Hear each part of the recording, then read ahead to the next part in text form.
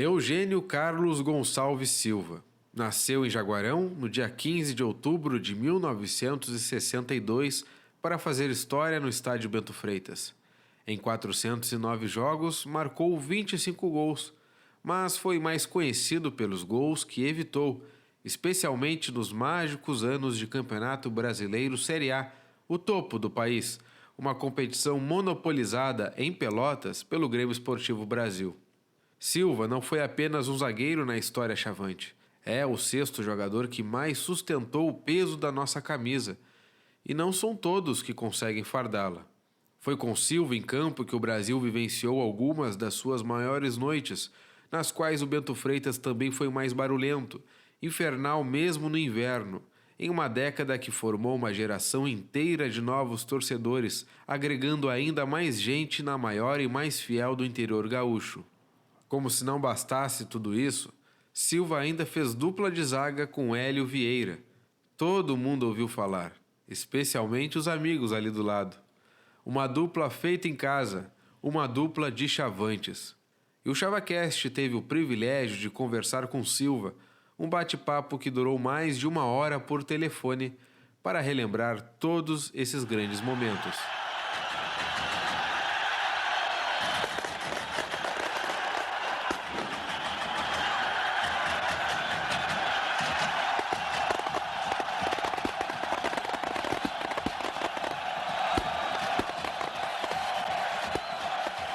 E eu vou começar falando da tua cidade de origem, que é Jaguarão, né? Mas depois tu foi morar em Arroio Grande. E a gente quer saber como é que o Brasil te descobriu, como é que o Brasil te encontrou. Bem, quando eu tinha 16 anos, 17 anos, eu jogava no time amador em Arroio Grande, né? No Esporte Clube Arroio Grande lá. E aí, como naquela época vários jogadores já haviam jogado em Pelotas, alguns jogadores vieram lá de Arroio Grande jogar no Farroupilha, outros foram para o Pelotas, e teve também jogadores que jogaram no Brasil. Sim. E então, como eu estava me destacando no time amador da cidade, e aquela situação, né? Os clubes profissionais geralmente ficam meio que esperando uma possibilidade de trazer algum garoto para fazer teste, e principalmente aqueles que se destacam nos times amadores da região, né? E foi o meu caso. Eu já tive um bom desempenho técnico, assim, com 16 anos, com 15 para 16. Sim. Na verdade, 17 eu fui para o Brasil. Então, eu não recordo bem quem, eu sei que um jogador lá de Arroio Grande, que já tinha conhecimento ali em Pelotas, me indicou para, na verdade, o jogador me indicou para o Pelotas. Olha aí. Foi meio estranho, sabe? Porque o supervisor na época do Pelotas era o Francisco Brandi. E o Francisco trabalhava no Brasil, perdão, no Pelotas, né? Isso em 79, ele trabalhava como supervisor das categorias de base no Pelotas. E ele foi a Arroio Grande, indicado por um jogador lá, para mim ver jogar, e perguntou se eu não tinha interesse em fazer um teste em Pelotas. Eu disse que sim, porque eu tinha esse sonho de me tornar um atleta profissional, ser jogador de futebol. E o que aconteceu? Eu trabalhava, na época eu era funcionário de um posto de gasolina. Sim. E era um período ali meio, não sei se em outubro, novembro ali. O patrão disse, não, agora eu não posso te deixar sair porque é muito movimento nessa época, o pessoal vai viajar, vai férias, e o movimento é grande nesse período do ano, nessa época do ano, final de ano, o pessoal está terminando as escolas, o trabalho, enfim, e vai viajar e o movimento no posto é grande, eu não posso deixar sair. Sim. Isso em 79. Eu não pude fazer o teste. O que aconteceu? Virou o ano ali, em 1980, o Francisco Brandi foi para o Brasil, foi ser o supervisor das categorias de base do Grêmio Esportivo Brasil, e fui novamente em Arroio Grande para ver se eu não tinha interesse em fazer o teste. Uhum. Ele foi ali para o março, acho, abril, acho que foi março, ele foi a Arroio Grande. E na conversa lá com o meu patrão, do dono do posto de combustíveis, o patrão disse, não, agora eu vou deixar tu aí, eu já vi que tu tem interesse em jogar bola, tu quer ser jogador, e o movimento agora já está mais calmo, né? Sim. Já passou aquele período de dezembro, Natal, aquela coisa toda ali, passou, o movimento já estava meio que normal, assim, meio tranquilo. E aí o patrão me deixou eu fazer teste no Brasil, e aconteceu então que eu fui fazer teste no Brasil e acabei passando, e aí eu fiquei no Brasil e, enfim, vários anos ali, comecei nas categorias de base, depois subi ao profissional e a carreira seguiu. E Silva, é verdade que tu começou como lateral direito na base? Pois é, isso é uma outra situação que aconteceu na época. Quando eu cheguei para fazer teste no Brasil, marcaram ali 3 horas da tarde e, bom, eu fui, 3 horas, eu levei chuteira, calção, aquela coisa toda, a camisa eles davam na hora ali. E eu fiquei aguardando, porque já tinham 2 times, 2 equipes prontas ali, já para iniciar o treinamento, a peneira, não sei, a avaliação, não sei como é que eles davam o nome na época. E eu fiquei aguardando no banco de reservas ali. E o tempo foi passando. E eu comecei a olhar para o relógio e perguntar para o pessoal ali, que horas são? E o pessoal, não, olha, são 5 horas. Eu disse, mas eu não entrei ainda, e será que o homem vai me colocar? Eu peguei e saí caminhando pela pista em direção ao portão ali principal de entrada do Beto Freitas para ir embora. Porque às 6 horas tinha o ônibus para volta para casa e digo, não, aqui não vai dar nada e eu vou pegar o ônibus de volta e vou embora. Depois eu vejo o que dá para fazer. Porque o ônibus ali era meio limitado, os horários para Arroio Grande, sim. Então eu não podia perder o retorno. Quando eu andei uns 10, 15 metros, o treinador me chamou. Ô Moreno, onde tu vai? Ele disse, não, tô indo. Não, vem aqui um pouquinho, vem cá, vamos conversar. E era o seu Oswaldo Barbosa, eu acho que era. Uhum. Era o cara da categoria de base, o treinador das categorias de base do Brasil. Me chamou e perguntou assim, que posição tu joga? Aí eu disse pra ele, olha, eu sou zagueiro. Eu jogo de zagueiro lá em Arroio Grande. Não, mas assim, ó, o zagueiro nós temos aqui. Eu tinha o Cláudio, um lá de Santa Vitória do São José do Norte. Nós chamávamos de Bacurau na época. Os mais antigos é de lembrar. E o Aloísio. Era o Bacurau, esse e o Aloísio. O zagueiro da base. O Aloísio que depois se tornou, sim, enfim, o grande zagueiro que andou pelo mundo afora. E aí ele perguntou se eu não aceitaria fazer um teste na lateral. Como eu já havia jogado de lateral lá em Arroio Grande mesmo, no Amador, eu digo, eu vou. Então tu faz o seguinte, vai lá, puxa aquele camisa 2 lá para ir para a ponta direita, e tu entra no lugar dele e vai sair aquele 7 lá, manda aquele 7 descansar que já fez o teste dele. E eu fui para a lateral direita e fui bem, e o treinador, o seu Oswaldo Barbosa, gostou, né, e mandou eu retornar na outra semana. E aí eu voltei, fiz mais um treino, enfim, aí foi indo e deu certo, graças a Deus, e a minha carreira começou dessa forma. E como é que foi jogar no profissional tão rapidamente, com tão pouco tempo na base, Silva? Pois é, isso é uma outra situação, né? Porque naquele tempo a gente tinha, quando eu cheguei no Brasil, me disseram, olha, tu vai para os juniores, 17 anos, e tu tens até os 20 anos para arrumar o teu lugar aí, né? Para subir para o profissional. Naquela época era juvenil e depois tinha que fazer o teste final, né? E ser aprovado. Passou o tempo, com 20 anos, tu tens que definir agora o que tu vai ser. Ou vai ser profissional ou não vai dar. Então eu pensei comigo assim, eu tenho 3 anos, né? 17, 19, no 20 sobe, né? Mas aquilo não me entrou muito bem, assim, eu achei que era muito tempo. Eu queria subir antes. E antes de vir para o Brasil, eu já eu gostava de fazer parte física. Eu ia 3 horas da tarde, 4 horas da tarde, às vezes eu saía do serviço, dependendo do dia, mas estava meio tranquilo, podia ir embora mais cedo. Então eu gostava de fazer umas voltas no campo, levantar o pé, a perna e fazer uns alongamentos. E aquilo por conta, sabe? Não tinha ninguém me orientando. Eu que gostava de fazer parte física. Quando eu fui fazer teste no Brasil, eu notei assim que fisicamente eu tinha um pouco mais condições que muitos que estavam ali junto comigo fazendo teste. Sim. Isso pesou na hora, me ajudou, né? Na hora de fazer o teste, a parte técnica ali, eu chegava na frente, a impulsão era boa, eu arrancava e chegava antes. E tudo isso fez com que eu fosse aprovado.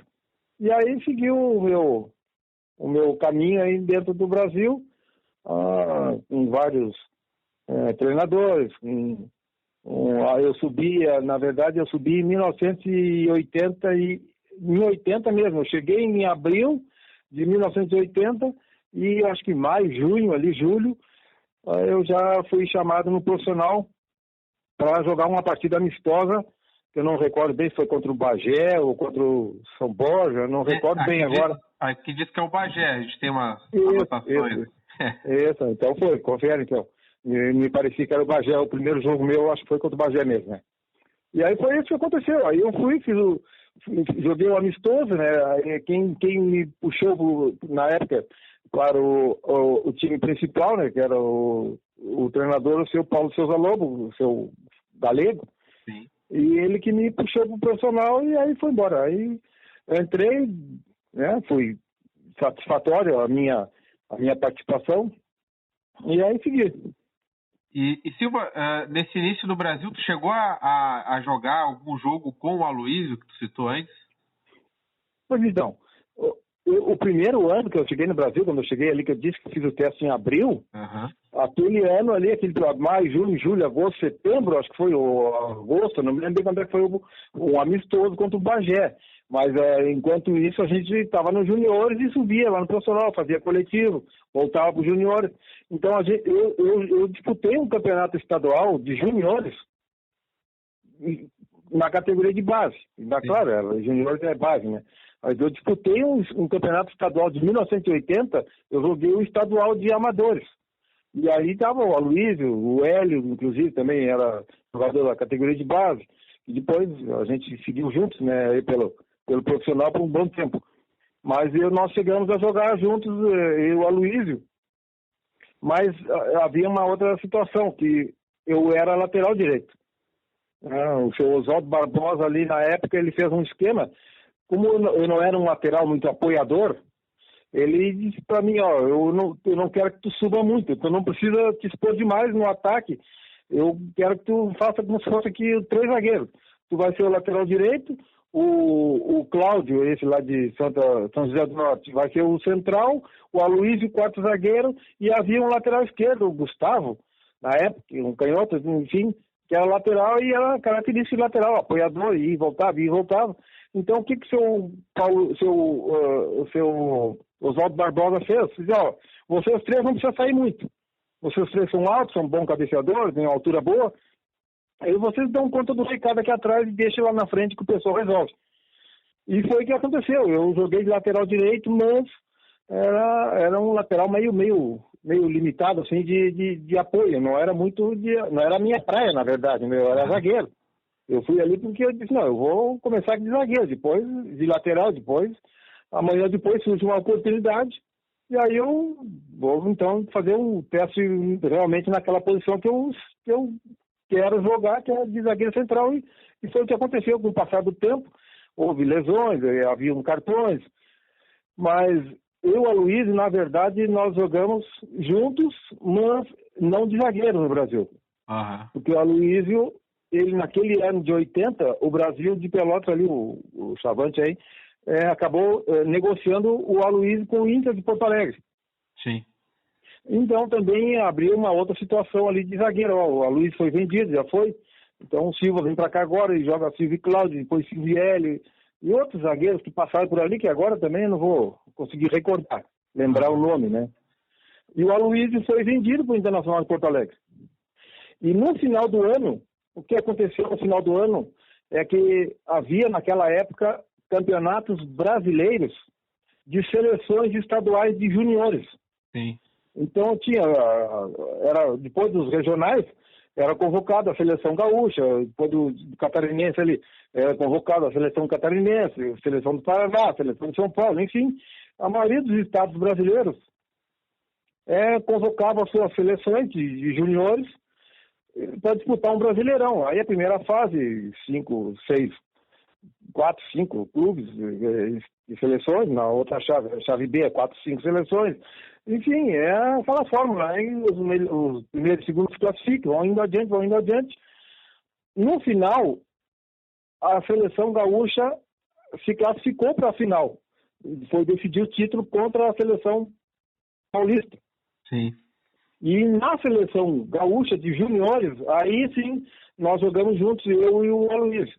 Ali nós fomos titulares até faltando 2 ou 3 rodadas para encerrar aquele torneio de seleções.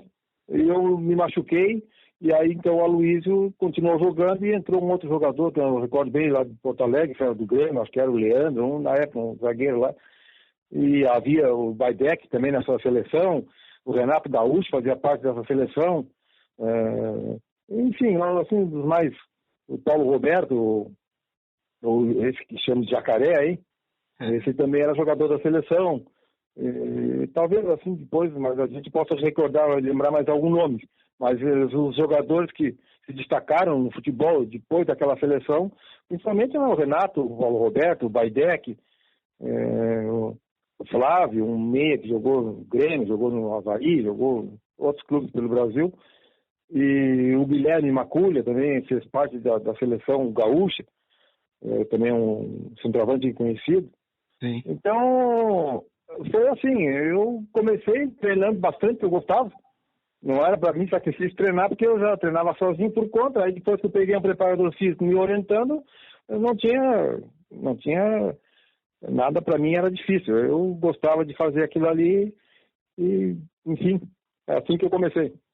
E Silva, depois de 80, começou jogando já em 81, 82, e aí em 82 tu foi pro Inter e logo depois pro Cruzeiro de Minas Gerais, né? Tu foi emprestado pelo Brasil para esses 2 times? Isso. O que aconteceu que, como eu fui convocado para a seleção gaúcha de juniores e a seleção foi campeã, e eu joguei umas 6 ou 7 partidas, que eu não recordo bem quantas, mas eu sei que eu joguei 6 ou 7 partidas e jogamos de uma participação boa. Tecnicamente eu fui bem. Então eu só saí, inclusive, não joguei a final, a semifinal e a final por problema de lesão. Mas tecnicamente eu chamei a atenção, né? E o que aconteceu? O Inter, aí na volta, né, um clube do estado, precisou, em 82, de um zagueiro. E, na época, quem treinava o Internacional de Porto Alegre era o técnico Ernesto Guedes, que havia já treinado São Paulo e Rio Grande. E era um cara já bem famoso, bem conhecido no estado e fora do estado, já havia treinado outras equipes fora do estado também. E o seu Ernesto Guedes foi atrás de um zagueiro. Temos que buscar um zagueiro que o Aloysio e o Pinga, que eram os 2 zagueiros da base do Inter, que estavam se destacando e com a idade boa também, eles foram convocados para uma seleção brasileira de novos, para disputar um torneio, não sei se foi em Toulon, na França, eu não recordo bem. Sim. Eu acho que foi em Toulon, na França, que a seleção brasileira foi jogar, e o Aloysio e o Pinga, como eles jogavam já no amador nas categorias de base do Inter, já jogavam juntos, eles foram convocados os 2 para a seleção. Sim. E aí, então, aqueles jogadores que poderiam abastecer o profissional, em caso de uma emergência, um cartão, uma lesão, o seu Ernesto Guedes ficou meio com dificuldade ali de poder completar o plantel. E aí surgiu, então, a possibilidade do meu empréstimo, porque eu já tinha jogado na seleção, eles viram que eu com 17 anos já jogava no profissional do Brasil, que a princípio tinham um futuro promissor, teria um futuro promissor, é novo e já entrou no Brasil, e jogar no Brasil não é fácil, porque o Brasil já tinha história naquele tempo. O Brasil em 1980 já tinha histórias de campeonato brasileiro, né, de jogos, de grandes jogos, e taças, e, enfim.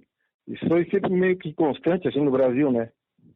Então, o senhor Ernesto me indicou e o Inter me contratou, e eu fui emprestado para o Internacional para disputar um octogonal. O octogonal é aquela situação, são oito times, jogam todos contra todos, e de volta, e os dois melhores vão para a final. Os dois melhores vão para a final.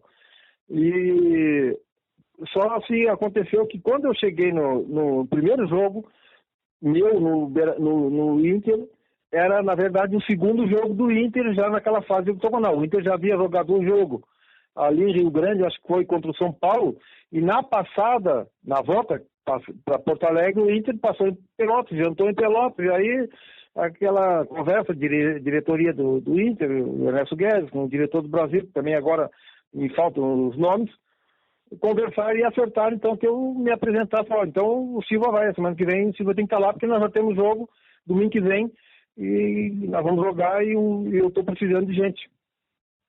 Mas eu fui, na verdade, para ser reserva, para completar o plantel ali, o grupo, e ser um reserva em uma situação de emergência. Jogavam Mauro Galvão e Mauro Pastor, os titulares. Sim. E eu fui para ser reserva. Só que já nesse primeiro jogo meu no Beira-Rio, o Mauro Pastor, que era o zagueiro já um pouco mais experiente, mas um pouco mais de idade, acabou se machucando no finalzinho do primeiro tempo. E eu, então, fui chamado, o senhor Ernesto Guedes me chamou, assim, vem que vai ver contigo a coisa. E aí jogamos, então, umas 6 ou 7 partidas lá no Internacional, eu, Mauro Galvão, e depois no último Grenal, eu joguei um Grenal, 3-0 pro Inter no Beira-Rio, 3 gols do Geraldão, e depois no segundo Grenal no Olímpico, no jogo da volta, naquele meio de semana, o Mauro Pastor se recuperou, aí assumiu a posição, que era dele, e eu fiquei no banco e entrei, faltando uns 15 minutos no final do jogo, faltando 15 para terminar, eu entrei, e o Inter ganhou 2-0 com 2 gols também de novo do Geraldão, que é o centroavante na época, era goleador. E aí foi isso que aconteceu, o meu empréstimo foi assim. Só que havia o interesse do Inter na minha contratação e o Brasil também querendo negociar, mas valores um pouco... Na época que havia uma negociação ali, o Inter achava que podia diminuir aqui, encurtamos ali, parcelamos lá, e o Inter não aceitava pagar aquele valor que o Brasil queria. Aí o que aconteceu? No Inter, haviam 2 jogadores que eram de Belo Horizonte, na verdade, jogaram lá em Belo Horizonte e estavam retornando, que era o Joãozinho, o ponto esquerdo do Cruzeiro, e o Gerson era um outro atacante também, que jogava pelo lado esquerdo, mas também jogava pela direita. O Gerson jogou no Grêmio. Sim. E esses e mais o Edmar, o centroavante do Grêmio, que eu joguei contra nos 2 Grenais, o Edmar também foi para Belo Horizonte e foi jogar no Cruzeiro. E lá, chegando, eles me indicaram, o Cruzeiro precisa de zagueiro, vocês não viram ninguém lá no Sul? Tem um zagueiro lá que jogou com a gente lá aquela situação assim de indicação, né? E tem um zagueiro que jogou com a gente lá tava no grupo lá do Inter, nós somos campeão e tal, o Silva jogou algumas partidas muito bem e tal, eu acho que dá para trazer para o nosso grupo aqui. E eles me indicaram então para o Cruzeiro, e houve essa negociação com o Brasil, e aí em 83 o Brasil me emprestou então pro Cruzeiro. E como é que foi jogar nesses 2 clubes, Silva, que tinham e ainda tem mais estrutura que o Brasil? O que mais te chamou a atenção de diferença nessa parte estrutural dos clubes? Tudo é diferente, né? Uhum. Tudo é diferente. Você chega numa... quando eu fui... chega primeiro eu fui pro Inter, né? Já chega ali, o estádio já era outro, o patrocínio na camisa, o fardamento de empresa multinacional lá, com patrocínio, fartura de material, é diferente a situação do interior. né? Que você tem que cuidar a chuteira, tem que cuidar e não tem agora, não cuida porque só tem essa, depois nós vamos ver se dá para comprar outra. É diferente a estrutura dos clubes, né? Principalmente os clubes grandes de capitais, assim, eles têm uma estrutura, tem patrocinadores, tem a televisão em cima, a imagem do jogador está na TV, está na revista, está no jornal seguido. Sim. Então é uma outra situação bem diferente de nós no interior. Então isso também às vezes pesa um pouco na hora da cobrança. Jogou bem no Brasil, agora tem que também dar resposta aqui no Inter, tem que dar resposta no Cruzeiro. E às vezes você não está bem ainda naquele ponto, né? Não está bem preparado, porque até as categorias de base, muitas vezes, né? As categorias de base dos clubes grandes, eles disputam o Campeonato Brasileiro, disputam amistosos internacionais, vão jogar a Copa não sei aonde na China, vão jogar uma Copa não sei aonde no Japão, e isso tudo vai dando amadurecimento, vai dando experiência. Sim. Então, quando o jogador sobe, o profissional, ele tem já um pouco mais tá mais encorpado, vamos dizer assim, para suportar uma cobrança, um grito de um jogador ali do profissional que já vai cobrar, porque ele não quer saber se tu chegou ontem ou antes de ontem. O cara vai te cobrar igual. Vamos que dá. Isso é normal, sabe? Sim. Então, aquele jogador que já vem da base, que já disputou ali vários coletivos contra o time de cima, foi amadurecendo e vendo como é que funciona a coisa. O ritmo é diferente também do treinamento, o ritmo dos jogos. O time grande, você vai jogar numa cidade no interior, enche a casa. Toda hora tá a casa cheia. Vai o Grêmio, vai o Inter no interior, aí falta ingresso. Naquela época nem se fala, então hoje, enfim. Mas então esse amadurecimento, às vezes, o jogador da base do time grande, ele já é um pouco mais maduro nesse ponto, né? Mas foi tranquilo, assim, aquilo que eu tinha que fazer, eu fiz e me deu experiência também, essas passagens por esses clubes, né? Claro. Porque depois de 83, eu voltei para o Brasil. Sim. No segundo semestre de 83 tinha Brasileirão, 84 tinha Brasileirão, e 85 aquela campanha, né? Culminou então esses 3 anos aí naquela campanha de 85, e aí, mesmo novo, né? Porque eu tinha 23, acho, 22, 23 anos ali, a gente já tinha rodado um pouco, já tinha jogado o Campeonato Brasileiro, já tinha enfrentado times grandes. Então tudo isso aí ajudou na hora de entrar em campo aí no Brasil e mostrar o melhor que eu podia fazer, né? Sim. E Silva, falando nesse teu retorno então, para o Brasil em 83, ali nesse ano já dava para ter uma ideia de que o time poderia engrenar e fazer boas campanhas no Brasileiro? E no Gauchão 83? também, né? 83, isso. Assim, já havia naquela época, assim, a princípio, né, uma base, né?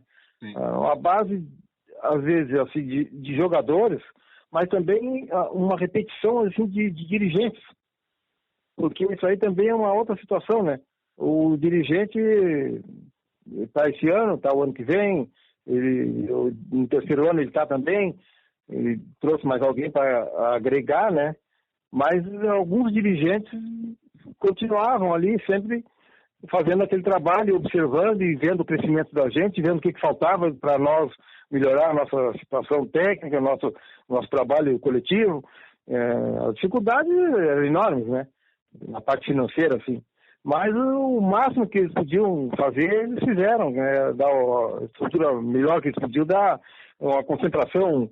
A gente ia lá para Cascata, ou às vezes ia ali para o hotel, Tours Park Hotel, ali fora.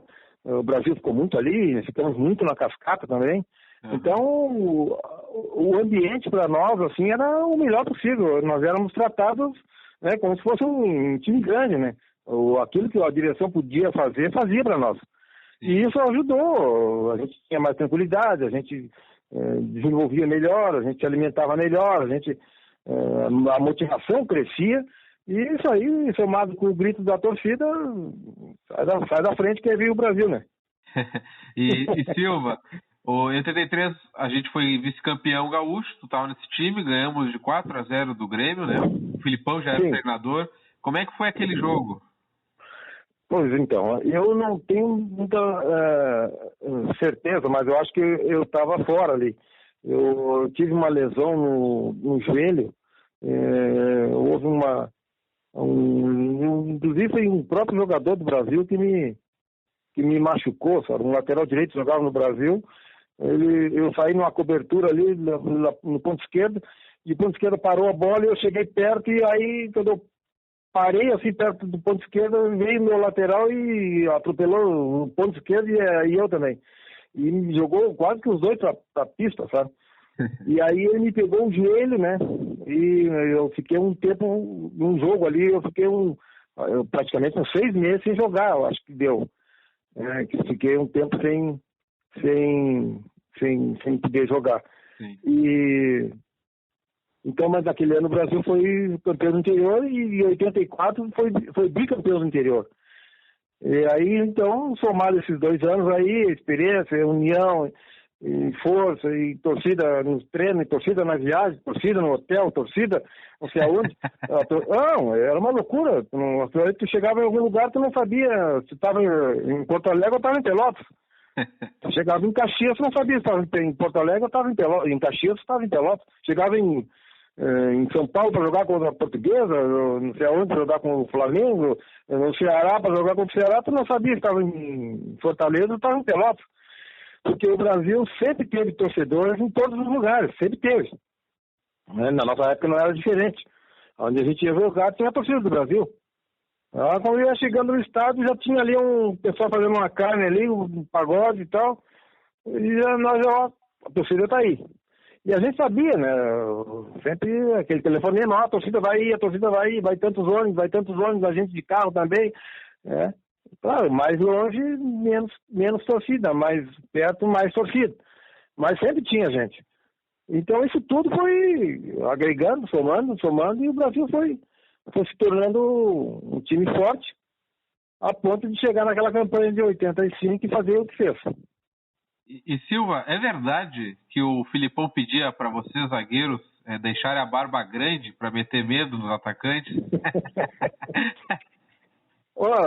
Isso aí é uma coisa assim, ó. Eu não sei se ele falava aquilo de brincadeira ou se era verdade que ele estava dando uma bronca em nós ali atrás. Ele dizia, olha, zagueiro que se preza não faz barba no dia do jogo. Ele achava que o Filipão foi daquele zagueirão, tipo brucutu, né? Então ele dizia para nós ali atrás, zagueiro com a cara lisinha não me serve. Ele dizia, né, que o zagueiro tinha que ficar com a barba mal feita para ficar com cara de mal. Senão, vocês com uma barba feita aí, o centroavante olha para vocês, não tem medo de vocês.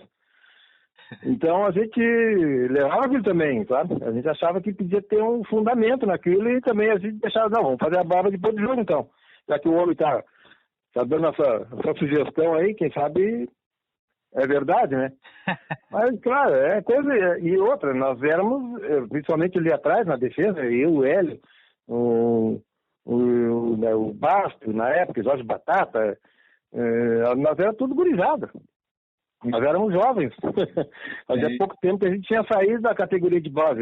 20, 21, 22, 22 para 23, era tudo gurizada, né?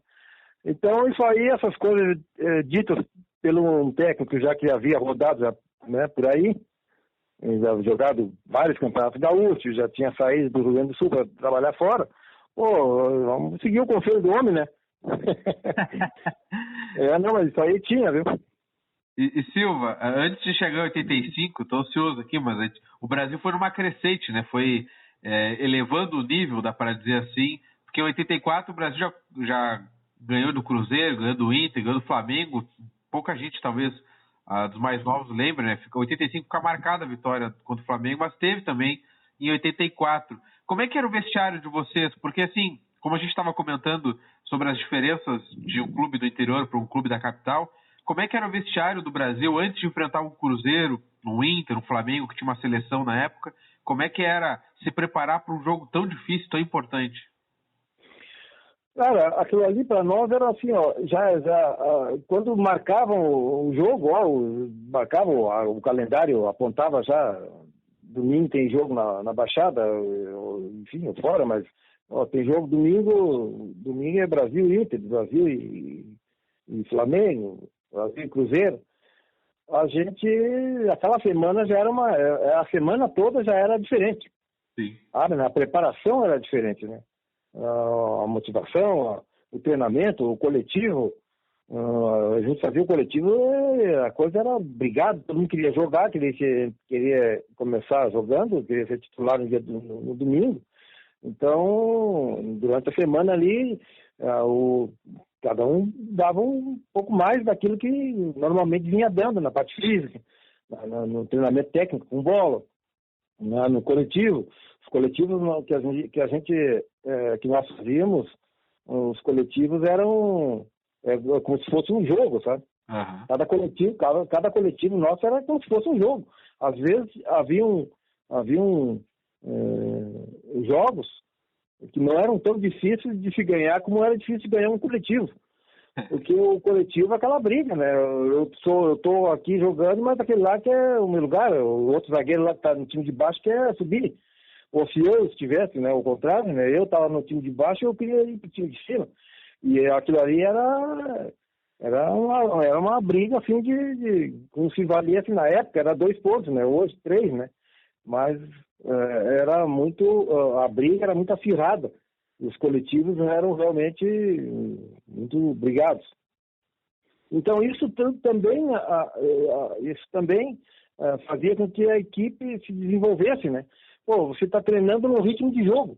Você está treinando como se estivesse jogando. Como se fosse um jogo no domingo.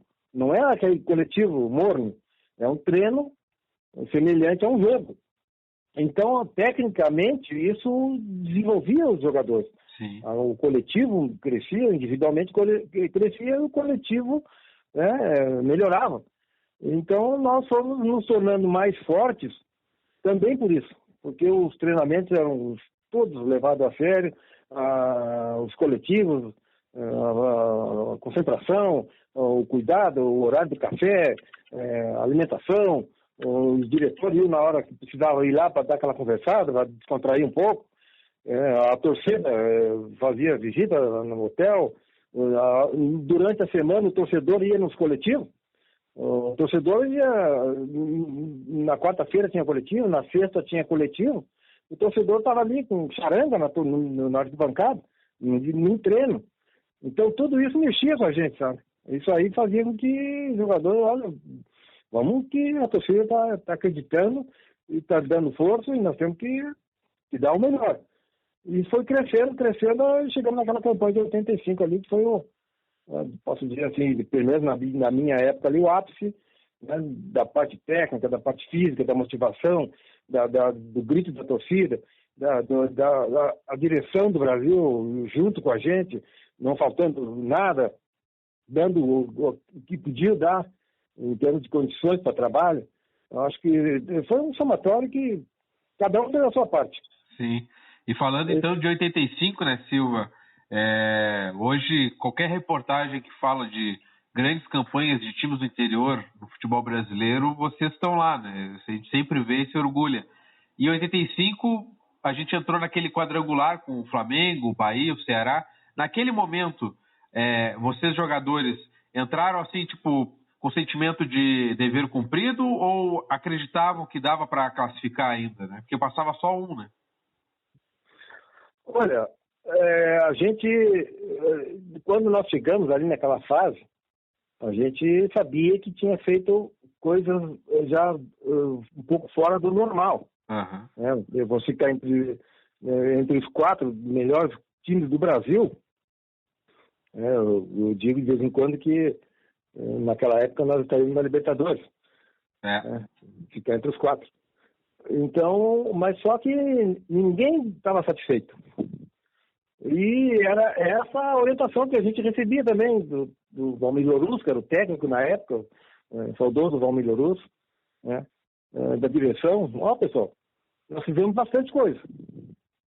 Já saímos no jornal lá do Rio, saímos naquela revista famosa de esportes, A televisão, a rede grande já veio aqui, né? Tem vindo aqui da cobertura, está falando de vocês estão se projetando já para o Brasil. Vocês são satisfeitos? Não, ninguém estava. Ninguém estava satisfeito. A gente queria mais, né? Pô, se já chegamos até aqui, vamos tentar alguma coisa melhor. E foi o que a gente fez. Nós demos o máximo que a gente podia para ir mais adiante. Mas era o limite era aquele ali, e eu acho que ninguém ficou triste, pelo contrário, né? Eu acho que todo mundo ficou feliz aí com a campanha. E tá aí, essa campanha até hoje todo mundo fala, né? E, Silvio, o jogo contra o Flamengo, inclusive, vai fazer aniversário daqui a alguns dias, 35 anos daquele jogo contra o Flamengo na Baixada. Como é que foi enfrentar aquela seleção brasileira ali? Olha, Pedro, era uma situação ali muito diferente, até comparando com os outros times da mesma chave nossa ali. Ceará, Bahia e Flamengo. O Ceará e o Bahia não tinham histórico, e tinha o Flamengo. O Flamengo já era campeão do mundo ali. Já era campeão da Libertadores, já era campeão brasileiro. Então, é diferente. Os jogadores do Flamengo, com experiência, com jogos internacionais, claro, quem vai para Libertadores joga partidas internacionais. Mas era diferente porque era um outro nível técnico, né? O Flamengo era uma equipe altamente técnica e com jogadores de seleção brasileira e inclusive muitos dali acho que jogaram na Europa depois. Então, mas sempre naquela situação assim, nós já chegamos aqui. A obrigação maior não é nossa. Nós vamos fazer o que a gente pode, dar o máximo que a gente pode, o melhor de cada um. Mas a obrigação de ser campeão brasileiro é deles, porque olha a estrutura que eles têm, olha o que eles têm de patrocínio, olha o que eles têm de jogadores de seleção brasileira, o que eles têm de estrutura. Então, o que a gente puder fazer, nós vamos fazer. Então, assim, no futebol também tem isso. Antes do jogo, você imagina uma situação de adversário, de dificuldade, mas depois que, às vezes, a gente até pelo sistema nervoso um pouco agitado, o sistema nervoso, às vezes, parece que o bicho é mais feio do que parece, né? Então, a gente também, naquela coisa do nervosismo, que a gente passou o dia inteiro, aquele dia de jogo do Flamengo, o jogo foi à noite. A gente passou o dia inteiro pensando no jogo. Eu não sei nem se almocei, se tomei café, devo ter, claro, né? Tomado café, almoçado, enfim, feito lanche, mas a cabeça nossa era uma coisa só se pensava no jogo. Então, nós, antes de entrar em campo, antes de começar a partida, a gente fica imaginando, esses caras realmente são bons. Será que nós vamos conseguir neutralizar? Será que o centroavante lá do Flamengo, o Nunes, eu não sei quem é que veio em Pelotas naquela época, mas os caras eram conhecidos e metiam o gol, não tinha conversa. Chegar aqui em Pelotas e se deixar, eles vão golear. Então, mas depois que a bola começa a andar, aí você toca na bola, sai aquele nervosismo e a confiança começa a aumentar, e você faz uma jogada boa e faz um cruzamento bom, e o goleiro faz uma boa defesa, e o zagueiro corta uma bola que, se fosse chutado, podia sair um gol do adversário. Você evita, você cria uma situação, um ataque perigosa, e a torcida levanta, e aí vai indo. E aquilo é um somatório de fatores ali, de coisas dentro do jogo, que vai te dando mais confiança e vai te tranquilizando. E com a tranquilidade, a tua parte técnica, ela tende a aparecer mais. Você vai soltando, vai ficando mais tranquilo, e se essa bola eu posso dominar, e essa aqui eu já dou um passinho para cá, já fico pronto para a cobertura. Então, essas situações assim de jogo, elas acontecem naturalmente, né? Foi o que aconteceu naquele jogo difícil, a gente imaginava, e foi. Era um jogo para ser difícil e foi. Mas a gente, com tranquilidade, com o apoio da torcida, enfim, como falei, a direção em cima, dando tudo que podia, apoiando a imprensa de Pelotas em cima, imprensa da região, imprensa de fora do estado, dando elogios para nós também. Isso aí tudo agregou e a gente conseguiu fazer aquele jogo daquela forma e ficou na história. É verdade. E Silva, depois de 86 foi para o Criciúma, jogou pelo Blumenau e retornou para o Brasil em 91, vindo do São Paulo, né, de Rio Grande. Quando tu voltou para o Brasil em 91 a pedido do Galego, como é que foi entrar naquele time que já vinha entrosado? Eu fui vendido, na verdade, depois de 85, daquela campanha do Brasil. Sim. Eu fui vendido para o Criciúma. Aí eu fiquei 86, 7 e 8, 86, 87, 88 no Criciúma, e 89 eu fui emprestado para o Blumenau. 90 eu vim para o São Paulo do Rio Grande, disputar a Série B, a segundona, na verdade é chamada de segundona, agora que é Série B. O técnico era o Francisco Neto, o Chiquinho, me trouxe ali para jogar a Série B ali, a segundona, pelo São Paulo do Rio Grande, e inclusive até joguei contra o Brasil. E aí o São Paulo do Rio Grande naquele ano subiu também para a primeira divisão para jogar em 91. Sim. E eu, como todos ali, fizemos uma boa campanha, enfim. O Brasil aí do lado, né? O Rio Grande do lado de Pelotas, o pessoal ali, o Silva tá aí de novo e tal. Como é que tá? Não, tá, dá para trazer e tal. E aí me repatriaram, vamos dizer assim. Aí eu fiquei isso, aí me repatriaram em 91, segundo semestre de 91.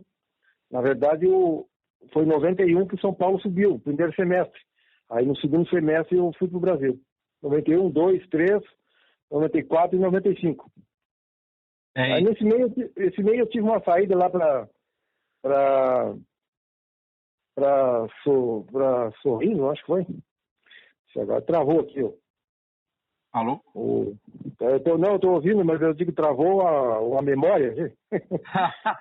Isso, porque eu joguei em 92, em 93 eu fui emprestado para Sorriso, no Mato Grosso. Uhum. Eu joguei o estadual lá no Mato Grosso em 93, depois em 94 e 95 no Brasil. E aí encerrei a carreira em 95. Aí.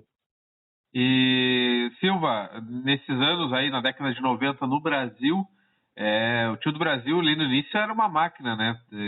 Tanto que conquistou vários títulos. Como é que era jogar nesse time, assim? O que era de diferente ali em relação à década de 80? A torcida, enfim, algo foi diferente, assim, na tua opinião? Não, eu acho que, eu diria assim, só as competições, né? O nível das competições estadual, né? Que é a Copa RS, a Copa João Juliano Filho, foi em 92, em 93 a Copa RS, em 95 teve uma outra Copa... Juliano Filho, Juliano Filho foi em 95. Isso. E, em 93 foi a RS, em 92 a Cléber Furtado. Isso. Eu acho que em 81 nós tivemos um vice-campeão da Copa FEG. Nós tivemos um vice-campeonato da Copa FEG, uma Copa estadual.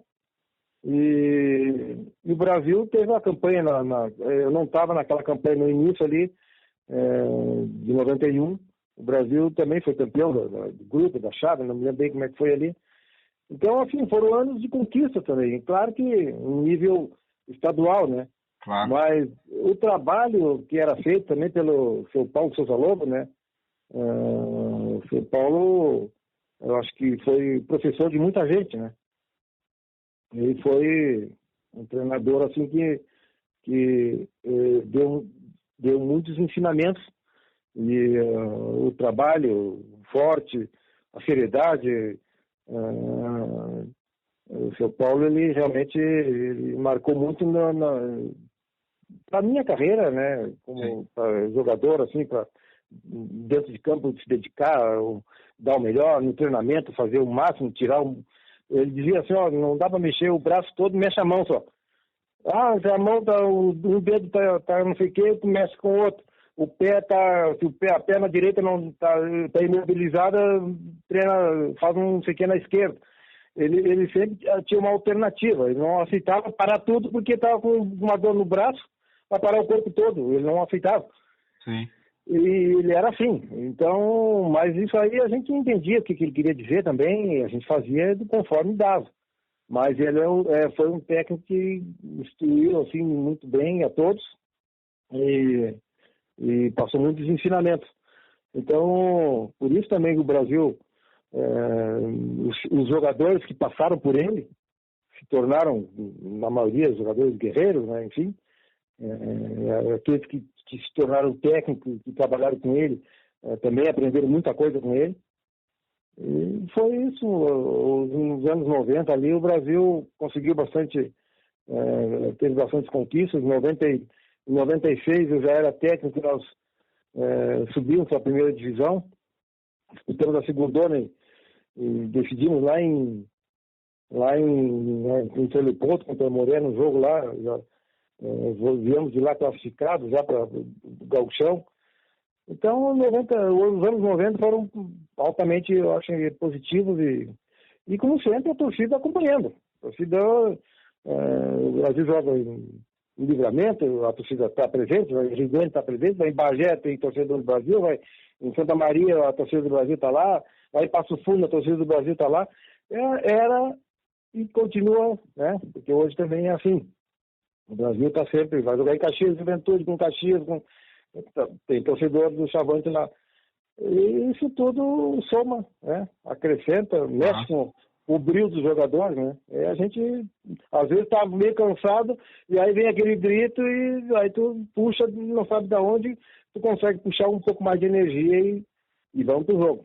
E Silva, e falando aí no Galego, né? Teve alguma história de vestiário, assim, que tu levou pra tua carreira inteira, como jogador, assim, algum ensinamento, algum momento ali que ele foi importante ou com algum colega teu ou contigo?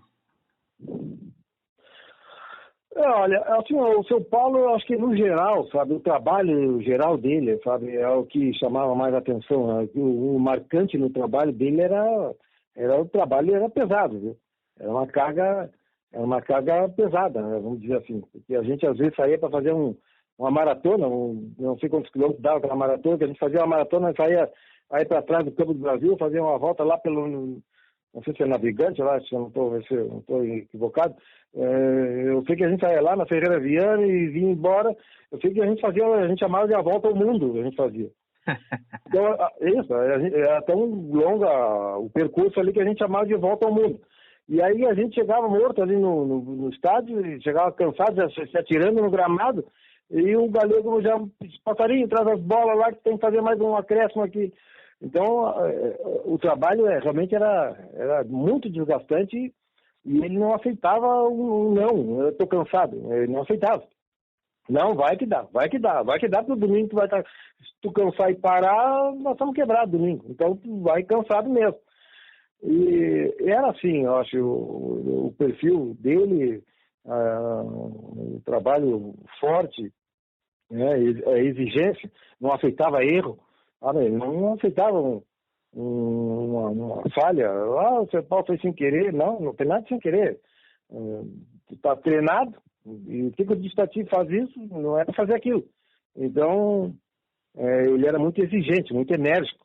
E eu digo assim que eu tive um pouco de sorte em pegar os dois técnicos com um estilo meio parecido, né? Com o seu Oswaldo Barbosa nos juniores do Brasil também era um cara assim. O seu Oswaldo Barbosa foi zagueiro do Brasil e ele tratava nós assim com todo respeito, sabe? Com o seu Paulo também. O seu Oswaldo Barbosa chamava a gurizada. O cara com 17, 18 anos chamava de senhor. O senhor não me faça isso, o senhor faça aquilo. O senhor pega a bola, põe aqui. O senhor, quando sair do gol, grite isso. O zagueiro, o senhor, ele tratava todo mundo assim, sabe?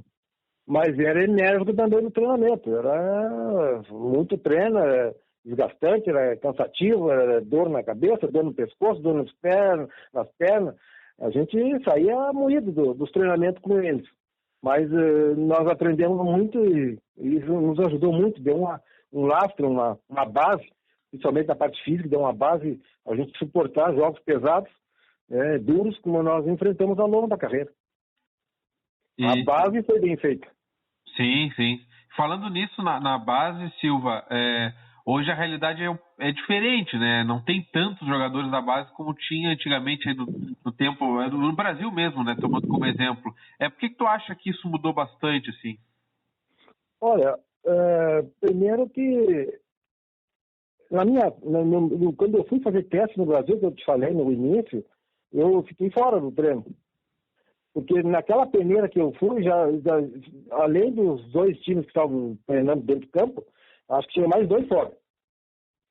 E não era jogador lá de Santa Catarina, hoje vem jogador de teste em São Paulo, vem de Goiás, vem de Santa Catarina do Paraná. Ela aparece aí para fazer teste aqui em Santo Ângelo, vem gurizado do Mato Grosso fazer teste aqui. Então, na minha época, você tinha nos juniores uma base de jogadores da cidade, perdão, ou da cidade, né, ou da região, de Rio Grande, de Bagé, de Arroio Grande, de Jaguarão, ali do Capão do Leão. Haviam jogadores, né, que eram ou da cidade ou próximos. Isso na hora de você jogar uma partida, você tem um sentimento diferente. Não que o jogador de fora hoje, de repente tem um jogador que vem lá do Pará jogar no Brasil e vai se identificar mais com a torcida do que eu. Mas no nosso tempo isso ajudava muito, né? Você era da cidade, você era do clube. Pô, eu não gostava de ver o meu time perder. Sim. Ninguém gosta, claro. Mas o sentimento, quando perdia, eu penso assim que era um pouco diferente daquele sentimento que tem um jogador que não é daqui. Sim. Ele tem uma tristeza também. Mas é diferente daquela tristeza do cara que morava no Fragata ali, tinha o Hélio, tinha o Bia, Basta, o Silva de Arroio Grande, o goleiro ali do Areal, o lateral de Rio Grande, o outro de... Isso tudo fazia com que a gente tivesse um sentimento diferente pelo clube. E então, na hora de jogar, na hora de se dedicar, e quando perdia, o sentimento de tristeza era maior também, justamente o meu time de coração perdeu, não conseguiu passar adiante.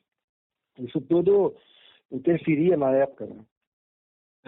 Silva, a gente tem uma informação aqui, eu quero ver se tu confirma. É verdade que tu pedia pro Vanderlei da Garra ir com a charanga na janela do vestiário para tocar uma música, para deixar o time à flor da pele antes dos jogos? Que música era essa? Cara, nós estávamos... A gente tinha um entrosamento tão bom com a charanga que já, até o horário da chegada da charanga no estádio a gente já mais ou menos que sabia. Controlava a chegada. Até porque já vinha tocando, né? Sim. Então, como eu te falei que nos treinamentos, muitas vezes, a charanga ia nos treinamentos, dependendo do jogo, claro, não é tudo que é jogo, a torcida na charanga não ia no treino. Mas o Vanderlei era um cara que estava sempre presente. No jogo domingo, Vanderlei, como é que tá? Não, domingo eu tô aí. Aí, Vanderlei, domingo eu tô aí. Então, chegou um ponto assim de tanto a gente conversar e já estava uma amizade boa, né? Chavante, ele trabalhava com a charanga para nós, né? Que a charanga está trabalhando para o Brasil, para nós jogadores e para o Brasil. Sim. Então a gente conversava com o Vanderlei. Eu particularmente, pedia as horas, Vanderlei. Para mim, se tu conseguir chegar aqui às 3 horas, 3h15 ali, que a gente já está quase indo para o aquecimento, o jogo é às 4. Se chegar ali 13h15, 13h30, do lado de fora do vestiário ali, pela janela, que dava para a rua ali, não é Princesa Isabel, a outra transversal aí, a João Pessoa. Isso, João Pessoa. Isso, a João Pessoa. Chegar ali pelas 13h15, 13h30, chega e toca aquela O Meu Coração é Vermelho. Aquele cara lá do Pará, lá que Meu Coração é Vermelho, hein?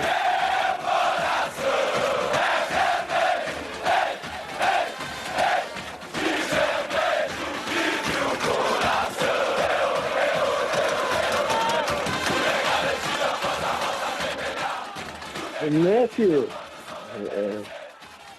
toca aí que isso aí mexe com a gurizada lá dentro do vestiário. E não dava outra, sabe? Às 15, 13h30 chegava a charanga ali e o Vanderlei largava o meu coração vermelho. O vestiário é loucura.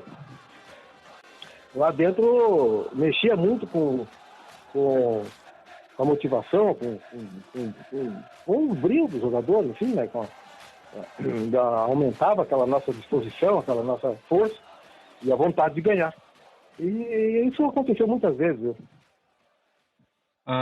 Silva, agora uma pergunta mais direta. Qual foi teu melhor companheiro de zaga que mais se encaixou contigo nos jogos? Isso aí não tem nem dúvida, viu? A minha passagem pelo Brasil, o que ficou foi o que marcou foi o Silvio. Os melhores jogos do Brasil, a campanha é boa no Brasil, ganhamos taça juntos, aquela campanha de 85 nós jogamos juntos, a maioria dos jogos. Eu acho que o Silvio ficou meio conhecido, né, no estado, porque tem muitos times aí que tem dupla de atacantes, tem dupla de meias, mas dois zagueiros assim para marcar uma época não é muito fácil. Geralmente quem marca é centroavante, ponta direita, é Paulo Nunes e Jardel, Washington e não sei quem. Então, porque se destaca mais, geralmente o atacante se destaca mais. Mas eu e o Hélio, nós tínhamos grandes jogos, grandes decisões, e isso aí marcou. Eu não tenho dúvida, pelo menos para mim, Silvio e Hélio, acho que foi uma zaga que deixou bastante coisas boas e saldo altamente positivo na defesa do Brasil. E uma dupla feita em casa, né? E Silva, e na tua opinião, quem foi o maior craque que jogou contigo no Brasil? Aí é complicado, viu? Porque eu peguei bons jogadores, tecnicamente, muito bons jogadores. Na parte técnica, né? Eu peguei... Porque tem uma questão assim, você... normalmente, o craque se pensa sempre no atacante.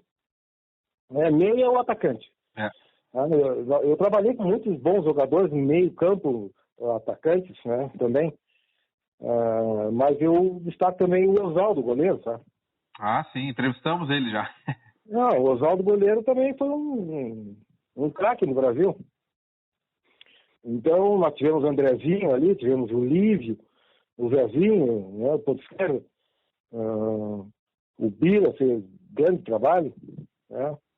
O Doraci, quando o Flamengo se destacou, Jorge Batata, enfim, né, nós tivemos um grupo ali que fez grandes jogos. E isso todos marcaram. O João Luiz, o goleiro, que foi de 85, né? Também fez um grande campeonato. Então é difícil eu não acho que assim, não me sinto muito Júnior da Vida, eu não me sinto muito à vontade de apontar um. Sim, justo. Porque nós tivemos o Oswaldo, tivemos o João Luiz, tivemos a dupla ali, eu considero, não porque eu estava, mas o Silvio e Hélio quase que perfeitos em 85, né? O Doraci, o Jorge Batata, Lívio, o Andrezinho, um ano antes, Bira, Zezinho, Júnior da Vila, Canhotinho. Olha, é ruim de falar nomes porque daqui a pouco fica alguém fora aí. Vai ficar alguém fora, né? Mas muita gente. Tempo ali, muita gente boa. Então, apontar eu acho que é injustiça com os outros. E Silva, já estamos aí 1 hora conversando e está muito bom, mas se encaminhando para o final, eu quero te dizer aqui que é uma mensagem também do Barbosa, de todos nós, torcedores do Brasil, né? Tu é um dos maiores da história do Brasil, é o 6º que mais vestiu a camisa Chavante, né? E qual é a importância do Brasil na tua vida, né? Na tua formação como jogador, enfim, como pessoa também, qual é a importância do Grêmio Esportivo do Brasil para ti? Olha, o Brasil foi altamente importante, né? Porque a gente veio com a educação de casa, aquela educação doméstica, vamos dizer assim. Sim. E o Brasil, eu morei no estádio, né? Eu fui para Pelotas para morar num estádio, perdão, para morar num estádio Bento Freitas, né? Eu morei na concentração no estádio. E, então, muitas coisas da minha profissão, quase tudo da minha profissão, eu ouvi dos treinadores, dos jogadores que ali estavam, né? Os jogadores que passaram pelo Brasil no período que eu estava ali, a formação como atleta, enfim, como cidadão, eu acho que isso aí também ajudou bastante, embora a gente traga de casa aquela educação dos pais. Mas o Brasil foi também uma escola, né? Me orientou, os dirigentes conversavam com a gente, os treinadores conversavam com a gente, os jogadores mais velhos, né? Nós pegamos, quando eu cheguei no Brasil, tinha um plantel no Brasil que era todos jogadores acima dos 30, a maioria 30 anos. Então a gente para entrar no time profissional do Brasil naquele tempo era meio complicado. Inclusive, para entrar no vestiário, a gente tinha que pedir licença, para vocês terem uma ideia. Olha. A primeira vez que eu fui convocado para treinar no profissional do Brasil, eles me disseram lá no Amador, Silva, te apresenta lá às 3 horas no profissional que tu vai completar o treino lá no time de baixo lá. Eu disse, tá bem. Eu cheguei lá, quando eu fui entrar no vestiário, já me gritaram, o quê? Não, aí não, o que foi, Moreno? Não, eu sou do Júnior, eu digo, tá, então entra. Porque a gente tinha que pedir licença para entrar no vestiário. Isso, era tudo diferente. Hoje a gurizada xinga os mais velhos e não quer saber. Então, eu acho que essa parte de educação, de respeito com o clube, principalmente o clube, né? A torcida, o clube, o respeito que a gente aprendeu a empregar, né, para o clube, para a torcida, isso aí foi fundamental. Eu acho que a gente só tem a agradecer ao Brasil, né, pelas oportunidades que nós tivemos de jogar, eu tive a oportunidade de treinar o Brasil. Então, a gente aprendeu com o trabalho, com as orientações, a respeitar o clube, a respeitar a história do clube e a respeitar a torcida. Porque a história do clube, ela não começou ali em 83, 80 e 90, ela começou lá em 1913, 11, lá, não sei como foi. Isso. Onde é. Então, de lá até ali, quando nós chegamos, o Brasil já tinha uma história. E nós tínhamos que respeitar aquela história. Passaram grandes jogadores aqui. Inclusive, teve jogador até que foi quase trocado pelo Pelé, e não sei se alguma coisa na história aí que eu não tenho muito claro, mas teve jogador anterior, lá nos anos 60, talvez, 50 ou 70, não sei bem, que quase foi trocado pelo Pelé. Então, o Brasil teve grandes jogos, teve grandes times. Então, nós temos que respeitar isso e procurar também fazer a nossa parte para um dia, quem sabe, alguém ligar para nós e dizer, Silva, tu passou ali no Brasil e fez um bom trabalho. Eu acho que isso aí é o que marcou bastante, e o clube, sem dúvida nenhuma, que ajudou no nosso segmento, na nossa vida, e, enfim, para ir adiante para outros clubes, trabalhar em outros lugares. Mas eu acho que aquilo que eu passei no Brasil, aquilo que me disseram lá dentro, tudo eu procurei usar da melhor forma. Silva, antes de finalizar, tem 2 perguntas. Ou na verdade, é um comentário, mas também pode ser uma pergunta. Hoje o Brasil, já desde 2016, joga uma Série B de Campeonato Brasileiro, e futebol hoje envolve muito dinheiro, né? Envolve muitas dificuldades para o time do interior, e o Brasil joga uma 2ª divisão nacional, né? E com certeza o Brasil está hoje nesse patamar, porque vocês lá atrás construíram essa história ali, antes de vocês também, mas vocês também deram um passo importantíssimo, né, que deu para o Brasil essa bagagem que ele tem hoje, né? Hoje no interior do Rio Grande do Sul, por exemplo, pouquíssimos times jogaram Série A de Campeonato Brasileiro e ninguém fez o que vocês fizeram em 85. Então isso o Brasil carrega até hoje, por isso que a gente joga uma Série B hoje, por exemplo. E eu queria te perguntar, do que tu tem mais saudade como jogador, assim? Era do pré-jogo ali na Baixada? Era no jogo mesmo? Era o pós-jogo? O que tu sente mais falta, assim? Se tu pudesse repetir hoje, fazer hoje o que tu fazia, o que tu faria? Olha, é difícil de dizer um ponto, sabe? Uma coisa que faz a gente sentir saudade daquela época, né? Tudo a gente gostava de fazer.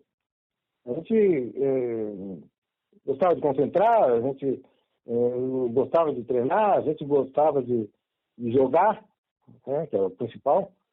Mas eu acho que a gente fez muitas amizades, sabe? E depois do tempo passa assim, sabe? Como chega em dezembro ali, como se fosse uma bomba estoura e cada um vai de um lado, sabe? Se espalha, vai um para São Paulo, para Minas, ou para Brasília, ou para... e a gente, enfim, não se tem mais um contato. Hoje, até em função dessas mídias sociais aí, a gente até consegue conversar, né? Mas por um bom tempo atrás aí, a gente meio que se perdia, porque onde é que está o tal jogador? Não sei. Para onde é que foi eu? Não sei. Então, a gente passou coisas boas, ambientes bons, nas viagens, no ônibus, nas concentrações, e principalmente o Brasil ganhando jogos, sabe? Ganhando taças, fazendo campanhas boas, isso aí tudo dá saudade depois. Claro. E a gurizada conseguia as taças, as conquistas, porque estava unida. Não é a taça que uniu, é a união que fez com que a gente ganhasse a taça. Então a gente tinha uma amizade grande entre nós.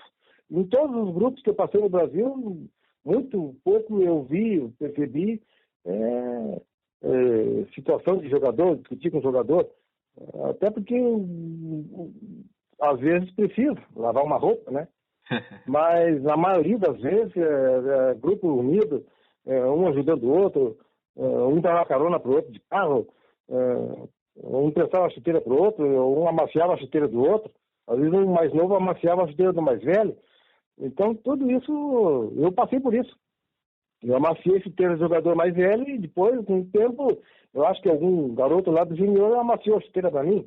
E faz parte, isso é normal, né?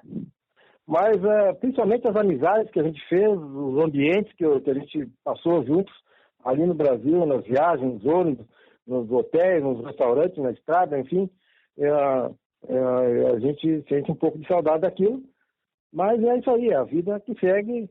E hoje são outros jogadores que vindo de outros lugares, que também procuram dar o melhor, dar o máximo, né? Mas o futebol também está mais difícil hoje. As dificuldades financeiras hoje são maiores, os clubes, né? As dívidas são maiores e a folha de pagamento hoje em dia é um pouco mais alta, mais elevada do que da minha época. Até porque também isso influenciava. Pegar o Silva do Júnior, eu vou gastar 10. Agora, se eu tiver que trazer um zagueiro lá do interior de São Paulo, eu vou gastar 50. Sim. E isso tudo também, hoje em dia, encarece. Você não tem uma base, enfim, que possa tirar 4, 5, 6, 7 jogadores. Isso aí também atrapalha bastante as finanças do clube. Se você olhar os clubes grandes do Brasil, normalmente eles têm da base jogadores que começam depois a se despontar e vende. E aí aquilo ali dá um retorno financeiro. Mas se o jogador já veio de fora, já não entra naquela situação de vender depois, porque às vezes a idade já é um pouco adiantada, não é da base, que da base você vai vender com 20, com 19, com 21. Custou pouco para a gente formar e de repente deu certo, dá um retorno financeiro bom para o clube.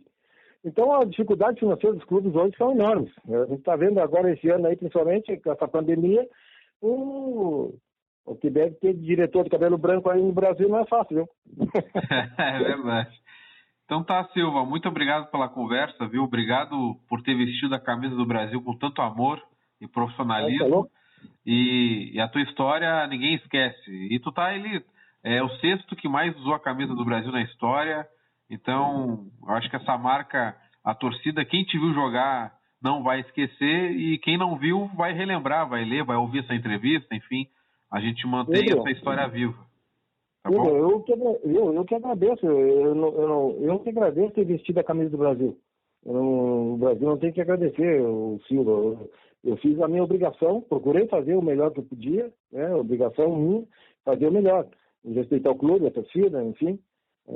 Então, eu agradeço ter a oportunidade de passar pelo Brasil, de aprender o que eu aprendi, de chegar onde nós chegamos com conquistas, enfim, com títulos, com faixas. Eu que tenho que agradecer as oportunidades que o Brasil nos deu. E a ti, Pedro Henrique Krieger, né? É isso. Eu agradeço, Pedro, viu, pela oportunidade de poder me dirigir aí à torcida do Brasil, a vocês, né, que fazem esse trabalho que tem que continuar, que é muito importante, viu? Esse trabalho aí vocês fazem, vocês mantêm viva a história do Brasil. A história do Brasil vocês aqui mantêm, né, ela viva. E isso é muito importante, porque amanhã depois, eu sei, vocês vão entrevistar outros jogadores e eles também vão falar e vão contar coisas que eu também, de repente, não recordei agora, mas daqui a pouco vem um outro e conta uma coisa que eu estava presente e o Silva não se lembrou, mas aconteceu isso. Então é assim, a gente não sabe tudo na hora, não se lembra de tudo na mesma hora, mas o importante é isso, viu? É que esse trabalho que vocês estão fazendo aí é muito importante para a história do clube e o torcedor do Brasil certamente deve estar muito feliz com esse trabalho que vocês fazem aí. Eu agradeço a oportunidade, Pedro.